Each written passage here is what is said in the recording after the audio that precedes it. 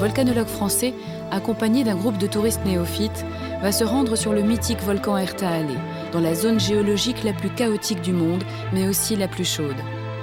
Une région d'Afrique qui fascine Guy de Saint-Cyr, à l'image de tous les volcanologues de la planète.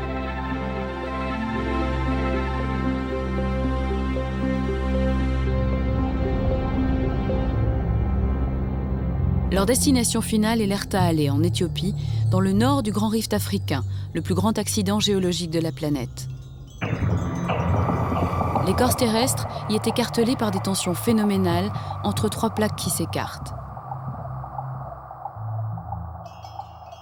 Leur long parcours démarre par une étape au lac Abbé, au cœur de ce chaos souterrain, au point de rencontre des trois plaques tectoniques en cours de séparation.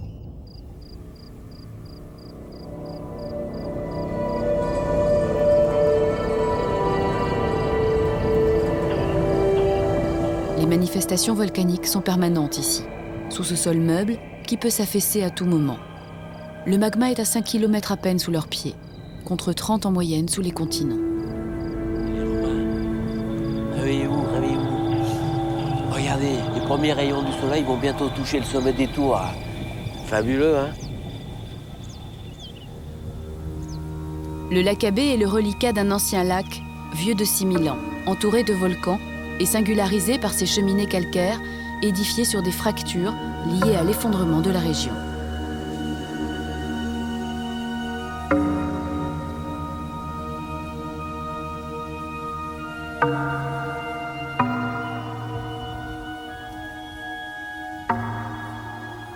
Vous imaginez qu'on est assis dans le fond d'un lac, là, hein? Ah oui. Et t'as vu qu'il ne faut pas trop taper, hein, dessous, parce que c'est assez facile. Ah ouais, puis tu peux passer au travers. Hein. Il y a du vide et après, dessous, il y a de la boue. Il y a de la boue et du sel. Et le magma, il est à 3, 4, 5 km de profondeur. Donc, il est très, très près de la surface. Tu vois, toutes ces tours, elles se sont construites sous l'eau. Et comment t'appelles ça, là? Des travertins. Voilà, travertin, c'est le mot géologique de ces cheminées calcaires. La plus haute, je crois qu'elle fait 60 mètres. C'est incroyable. Ouais, c'est magnifique. C'est la folie. C'est lunaire, hein, comme paysage. C'est bon, tout le monde? Ils avancent prudemment dans ce décor aux odeurs sulfureuses, aux vestiges osseux d'éléphants ou d'hippopotames, datant de l'époque où l'homme vivait dans ces marécages où le poisson abondait. Bah écoutez, moi, je vous propose de faire un bond de 8000 ans en arrière et puis faire une petite plongée à 100 mètres de profondeur. Et on va arriver sur un fond de lac, qui est ce lac Abbé. Et qu'est-ce qu'on voit au fond du lac? On voit des fractures. Il y a plein de fractures et le long de ces fractures, il y a des sources très chaudes et très riches en calcium qui montent. Ces sources, quand elles sortent du sol, elles sont chaudes, elles arrivent au contact de l'eau du lac qui est beaucoup plus froid. Donc qu'est-ce qui se passe? Le calcium perd sa solubilité et il précipite, il se dépose tout autour de l'orifice de sortie. Et là, tu as une multitude de couches qui s'entassent les unes sur les autres et qui arrivent à fabriquer ces tours, en quelques milliers d'années bien sûr.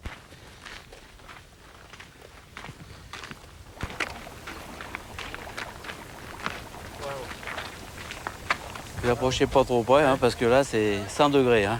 100 degrés? Ouais. Ça sent incroyable. Oui, c'est cool. Il y a une odeur. L'hydrogène sulfuré, un peu. C'est ce qui a donné le nom du lac, le pourri. L'activité hydrothermale, l'activité géothermale, c'est un premier pas vers le volcanisme. Ici, c'est la création de ce qu'on appelle un rift. Donc c'est une zone qui est très instable, où la croûte terrestre est très mince, très fine, déformée par des tensions dues aux plaques qui s'écartent. Et c'est une zone qui est toujours en formation.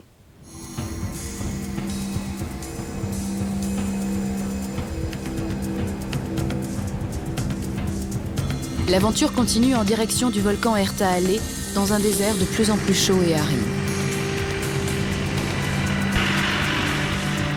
Ils poursuivent leur périple au fond du Grand Rift africain, en direction du nord de Djibouti.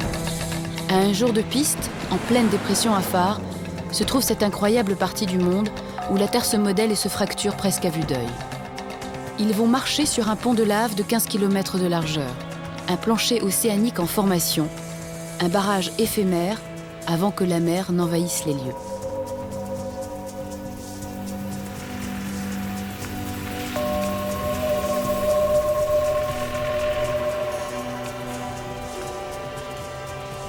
Ils arrivent sur le seul endroit à la surface de la planète où il est possible d'observer la naissance d'une dorsale océanique. Regarde, là, on voit tout, là. Tu peux décrire un petit peu? Vous avez en face de vous un spectacle unique au monde. Unique au monde. Ici, devant vous, la Terre exhibe à l'air libre ce qu'elle cache habituellement sous 3000 ou 6000 mètres de profondeur. Et ça s'appelle une dorsale océanique d'accrétion. Et ça, c'est excessivement rare de voir ça. Il y a un seul coin en Islande où on peut le voir, mais ça n'a pas du tout cette ampleur-là.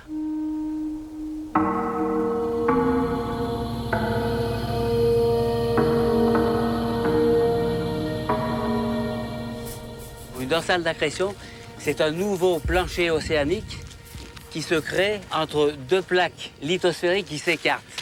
Là, on est sur une plaque, de l'autre côté, une autre plaque. En face, c'est la plaque Arabie, et ici, c'est la plaque Somalie. Et entre les deux, eh bien, vous avez ce nouveau plancher noir là, qui vient de se créer. C'est pas une coulée, c'est le magma qui est venu du manteau profond et qui coule de chaque côté de cette fracture. L'accrétion, c'est le fait que le magma monte et crée un nouveau plancher océanique. Celui-ci, il s'est créé, il a commencé à s'ouvrir il y a 1 500 000 ans. Mais au fur et à mesure, ce rift va s'élargir, s'élargir et se creuser. Et bientôt, la mer va revenir ici. Normalement, un rift océanique, il est sous l'eau. Ici, on est exactement à l'altitude 0. Ouais. On est à l'altitude 0, donc la mer, elle arriverait jusqu'ici. Ah ouais. Donc là, tu poses ton sac et tu peux prendre ton petit bain. Voilà, elle arriverait ici. Et ça ira loin là-bas, parce que ça va remonter jusque dans le Danakil. Hein. Et imagine le paysage avec la mer qui arrive ici. On est certain que ça va se produire, mais quand?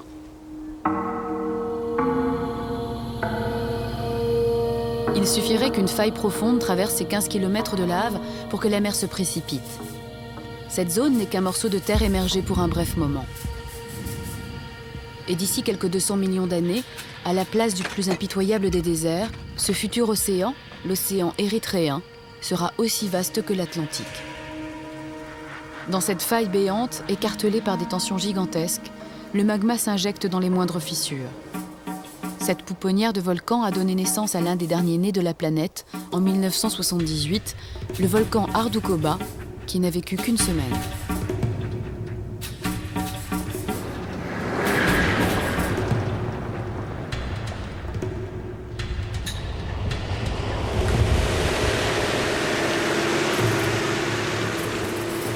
Derrière l'Ardoukoba, au fond et au bout du rift se trouve le lac Assal, à moins 157 mètres d'altitude, le point le plus bas d'Afrique.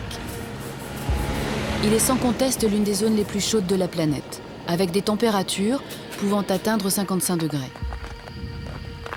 Il marche sur près de 70 mètres d'épaisseur de sel, l'équivalent d'un immeuble de 20 étages. Guy a souhaité emmener le groupe dans ce site fantastique qui sera un jour recouvert par la mer. Donc là, on est au fond du rift. Là, actuellement, on est au fond du rift. Le rift, il passe là et regarde, il s'enfile ici, quoi. Il va tout droit là. Là, on est pile dans l'axe du bras de mer qui va relier la mer Rouge à l'océan Indien. On ne peut pas dire mieux là. Et si vous êtes patient... On attend. On attend ici, la mer. Quand il nous explique que ça va devenir un océan, que ça s'est affaissé, on voit tout de suite des images, ça devient fabuleux, on voit le paysage complètement différemment. Donc ça prend vraiment forme. Et, donc non, c'est très abordable et puis c'est magnifique de s'imaginer les choses comme elles étaient, comme elles le seront. On a l'impression de découvrir toute cette partie du continent qu'on est les premiers à explorer. Donc c'est vraiment très grisant comme sensation.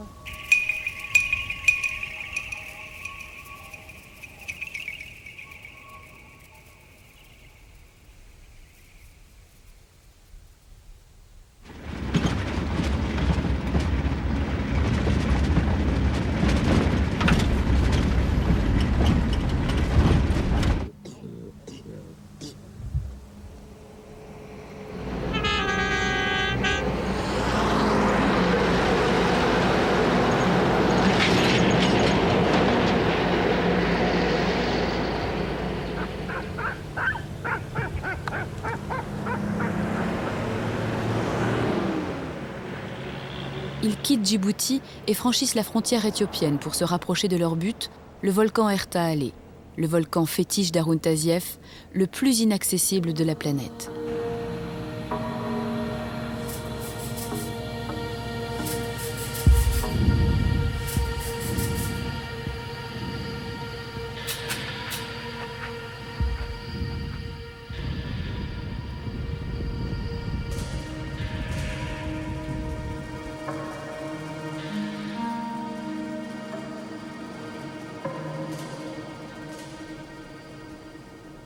Alors le volcan Erta-Ale, il est dans la dépression d'Anakil, il est exactement ici. Voilà. Alors c'est pas un volcan unique, on appelle ça la chaîne de l'Erta-Ale. La chaîne de l'Erta-Ale, c'est tout ça. Mais le volcan le plus intéressant, c'est l'Erta-Ale parce qu'il a un lac de lave permanent à son sommet. Et là, maintenant, on entre dans le désert de l'Afar. À partir d'ici, notre isolement va devenir total. C'est-à-dire, à partir d'ici, on ne peut compter que sur nous-mêmes. Et quand je dis que sur nous-mêmes, c'est une réalité. Il y a 2 ans encore, on avait un hélico qui pouvait éventuellement venir, un hélico de l'armée. Maintenant, il n'y en a plus, c'est fini, il n'y a plus d'autorisation, c'est impossible. Donc, la moindre blessure, tout devient difficile. Une fracture, il n'y a pas d'évacuation possible, il faut qu'on se démerde tout seul. D'accord? Quand vous marchez, méfiez-vous. Ici, il y a aussi des serpents, il y a des scorpions, il y a des araignées. Il y a plein de choses qui peuvent, à partir d'ici, nous arrêter. Et là, maintenant, quand on dit que c'est l'aventure, ici, oui, à partir de maintenant, c'est l'aventure parce qu'on ne sait jamais qu'est-ce qu'on va trouver au kilomètre d'après. Voilà. Ils entrent de plein pied dans la dépression Afar, ce morceau de terre chauffé par le magma et étiré entre 3 plaques tectoniques. Un livre de géologie à ciel ouvert. Ils roulent à présent dans le désert du Danakil, considéré comme le plus inhospitalier et le plus chaud de la planète. Ce désert a toujours rebuté les explorateurs. Entre autres, à cause des coutumes meurtrières des Afars, la plus répandue était la castration. Aujourd'hui, c'est également la proximité de l'Érythrée qui rend cette zone dangereuse. Les Afars n'ont jamais accepté l'amputation de leur territoire et les tensions politiques sont ici bien réelles.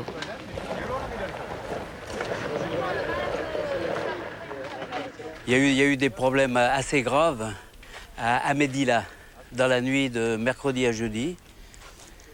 Il y a 11 touristes qui se sont fait prendre en otage et ils ont brûlé les 5 voitures.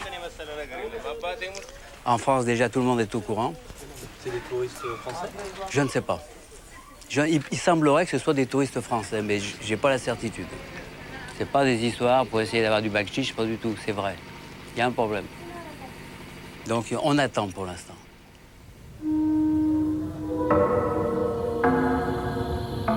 Ils passeront plusieurs jours dans cette ville d'Avdera, dernier lieu de civilisation à l'allure fantomatique, avant d'obtenir l'autorisation de se rendre sur l'Erta-Ale.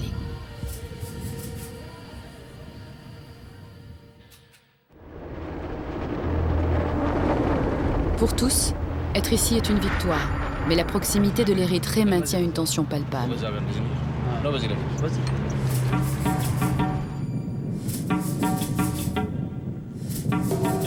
Guy se souvient de la première fois qu'il a atteint le pied de ce grand volcan, bravant les interdictions avec l'aide de rebelles, sans dormir pendant 4 jours.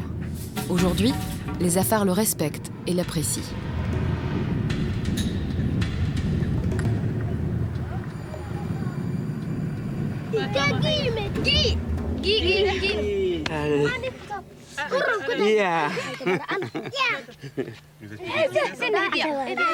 Ça, c'est mon petit-fils. Il s'appelle Guy. Un copain. J'ai autant de plaisir aujourd'hui, c'est peut-être la 21e fois ou 30e fois que je viens ici, que la première fois. Vraiment autant. Et c'est jamais un trajet facile de venir à l'Erta-Ale. Tazieff disait que c'était le plus inaccessible de la planète, du fait de son isolement géographique, d'une part, du fait des conditions de température, puisque c'est quand même le désert le plus chaud, le plus inhospitalier de la planète.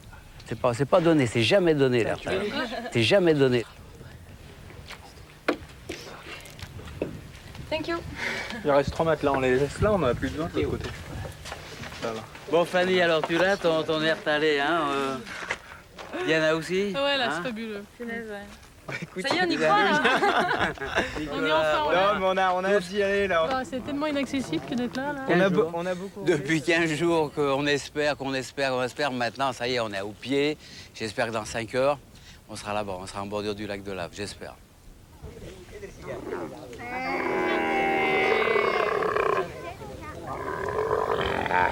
Ils sont accompagnés de militaires et de dromadaires pour cette ascension à l'allure de conquête.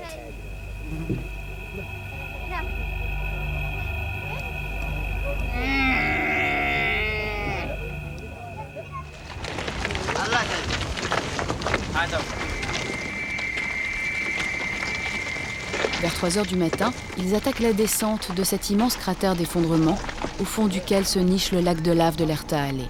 Vous faites gaffe quand même ici, parce qu'il y a des trucs qui s'éboulent un peu. Hein.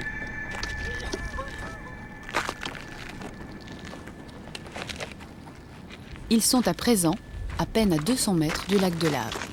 Bon, à partir d'ici, là, on va marcher sur un terrain qui est friable et cassant. Donc vous laissez toujours au moins 3 mètres entre vous et vous passez exactement où je passe. D'accord ?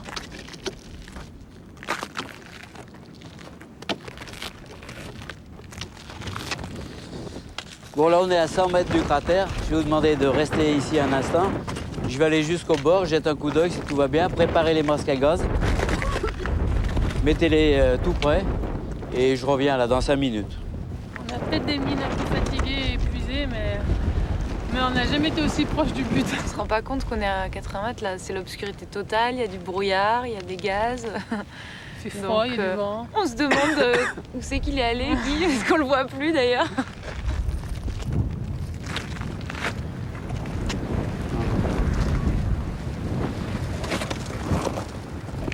Bon, je vais chercher un petit peu plus loin parce que là, il y a une zone qui paraît suffisamment sûre au niveau de la fracturation. Par contre, elle est en plein dans les gaz et c'est intenable. Donc, je vais plutôt chercher de ce côté. Je pense que là, ça devrait aller mieux. Super! Super! Ah, extraordinaire. Il est bien, il est super beau. Il est super beau. J'avais peur qu'il y ait trop de fumée, il n'y a rien, regarde. C'est super beau. Regarde comme il bouillonne bien. Oh, super! C'est un lac mythique pour tous les volcanologues du monde. Venir à l'Erta-Allée, c'est un grand moment. Tout le monde veut voir au moins une fois l'Erta-Allée dans sa vie.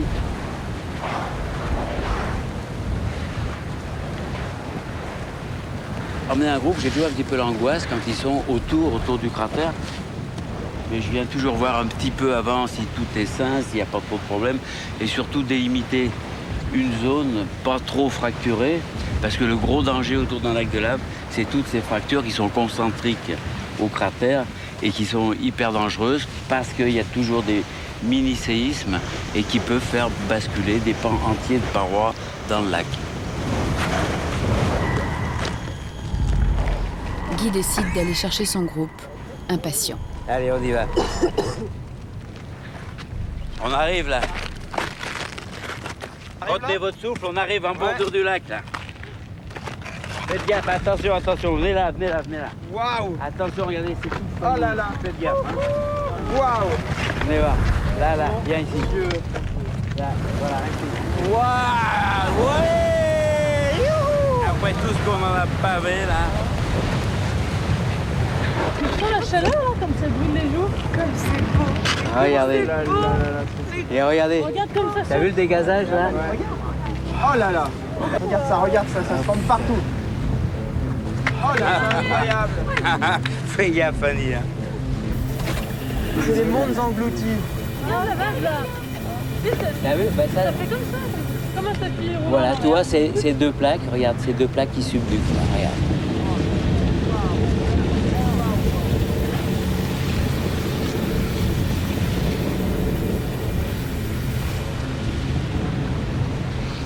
C'est énorme. Oh! Tu as vu l'arrivée là?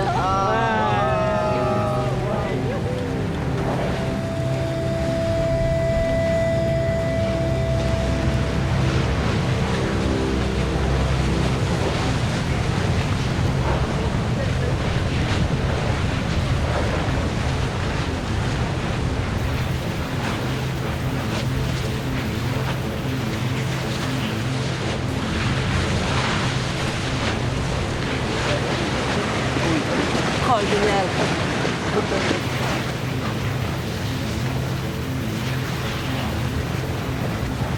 Vous savez que des lacs de lave, il y en a très peu à la surface de la planète. C'est exceptionnel ce que vous voyez là actuellement.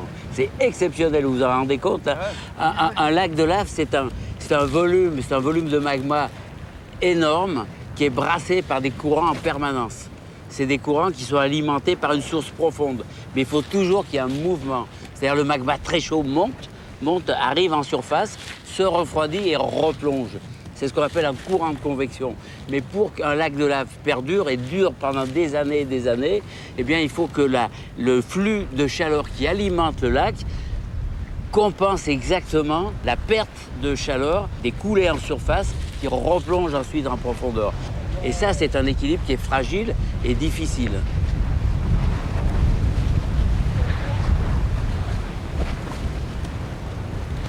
Dès que cet équilibre est rompu, eh bien, le lac se refroidit. C'est arrivé une fois, c'est arrivé en 2004, et le lac est resté comme ça pendant 20 mois, solidifié. C'est-à-dire, c'était, voilà, pareil, c'était comme ça. C'était complètement refroidi. Oui. Oui, bien sûr. T'es Oui. descendu Oui, Ah oui, ouais. oui, oui. T'as marché dessus. Oui. Un lac de lave, c'est un moment de la vie d'un volcan. Il n'y a pas toujours eu un lac de lave à l'Ertalé. L'Ertalé est né sous la mer. Est né sous la mer et il s'est construit progressivement. Il y a combien de temps? Il y a quelques 3-4 millions d'années à peu près, on peut dire 3-4 millions d'années.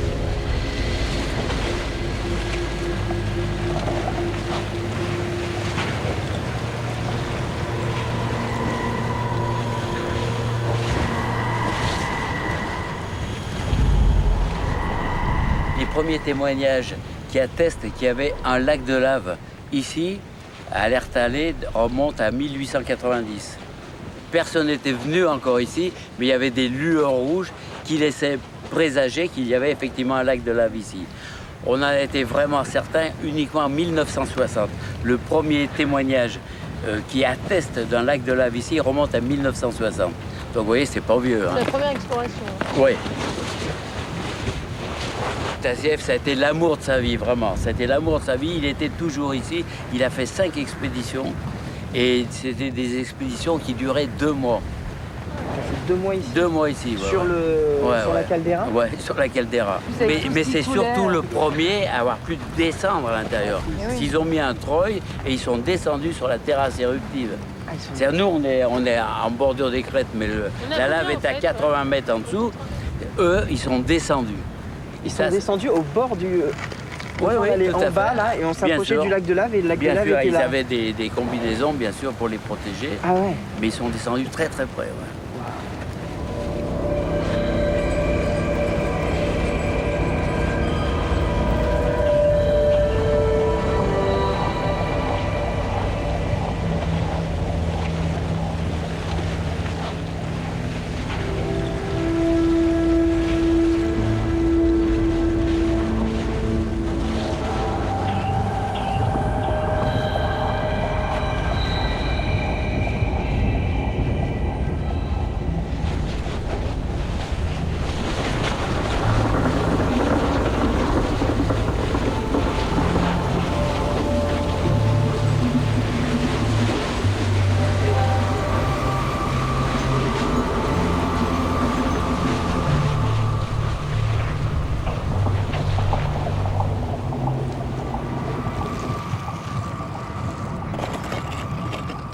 Le fait de pouvoir saisir des instants comme ça, c'est vraiment, ça me touche. C'est voilà, je pourrais marquer quelque part, j'ai fait ça, j'ai vu ça, l'expliquer après à mes enfants si j'en ai, et ça me fait quelque chose. Moi, je suis comme au premier jour. Ah, Pareil. t'es obligé d'être Comme au t'es premier scotché jour. complètement. Ah, on est systématiquement, scotché tu là. regardes. Et chaque fois que je suis venu ici, il était différent. Toujours. Ils passeront la nuit sur les crêtes du lac, grisés par cette sensation. Sentir la force de la terre bouillonnante à leurs pieds.